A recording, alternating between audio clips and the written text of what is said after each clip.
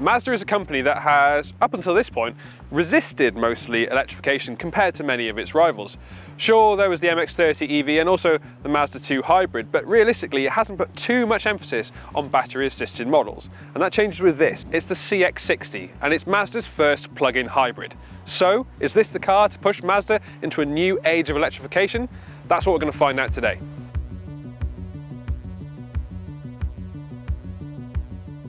In terms of design, the CX-60 definitely ties in with the rest of the Mazda lineup, but the firm has put some different touches onto this car to help distinguish it from the rest of the range. So we've got these nice little flank badges here with the FEV logos on the side, and also if you notice the whole car gives the impression of moving forward, and that's because they're putting emphasis on the fact that this is a rear-driven vehicle, and actually that's something to talk about in this segment. Now in terms of size, it is physically a large car, but against its rivals that doesn't seem like anything out of the ordinary.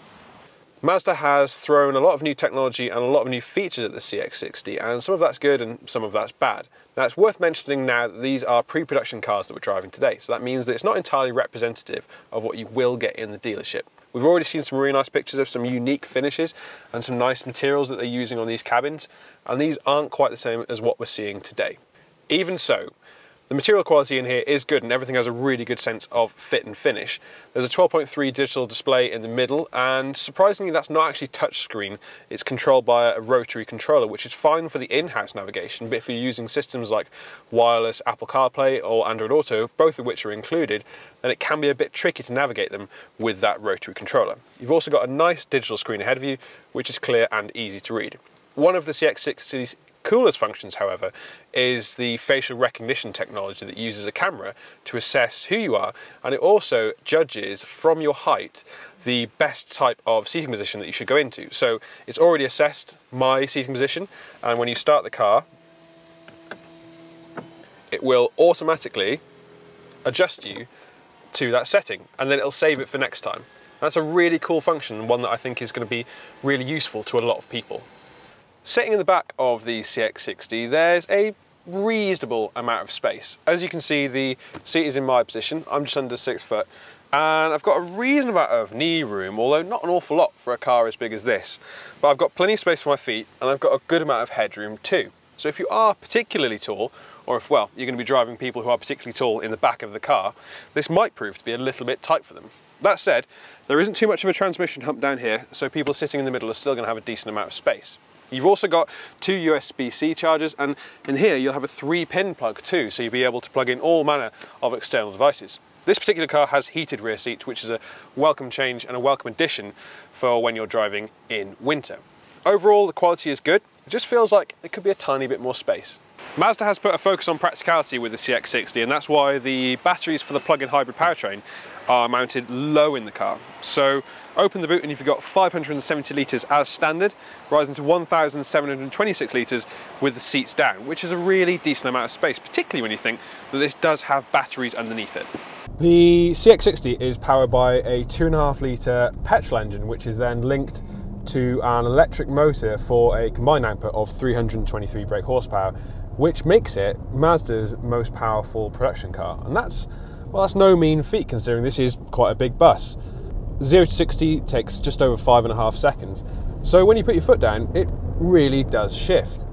One of the real bonuses, obviously, for company car owners is the fact that this emits 33 grams of CO2 per kilometre, so those business car rates are going to be super low. But how is it to drive, apart from all these impressive figures? Well, as we've already mentioned, this is a pre-production car, so the gearbox has felt a little bit jittery at times, but I'm pretty sure that's going to be something that will be ironed out when it heads to dealerships. In classic Mazda fashion, the CX-60 steering is nicely weighted and it's reasonably accurate too. And when you do want to drive a little bit quicker, the car manages to stay relatively flat and reasonably level, which again is really cool considering this car has quite a bit of extra weight for it. When, in terms of ride quality, it's really nicely judged, so you're not getting that lolloping sensation that you get with some cars, but also it's not too firm so that big bumps unsettle it. It's a nice combination of the two.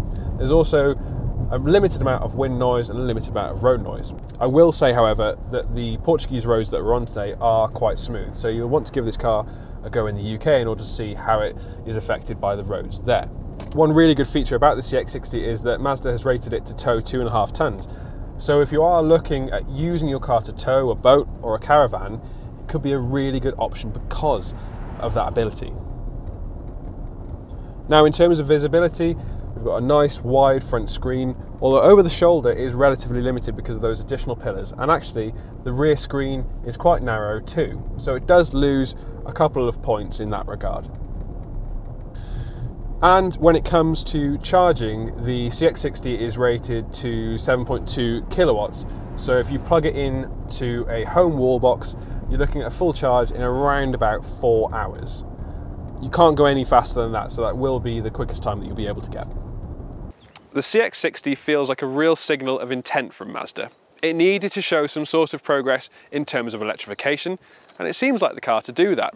It's all about that powertrain. It's quiet and refined, and because it offers just under 40 miles of EV-only range, means that it'll be a great choice for those who drive around town and business users too. Plus, when you think that it does this for all under just about £44,000, it's a really compelling offering. A car to showcase the future direction of Mazda? It feels like the CX-60 is definitely that.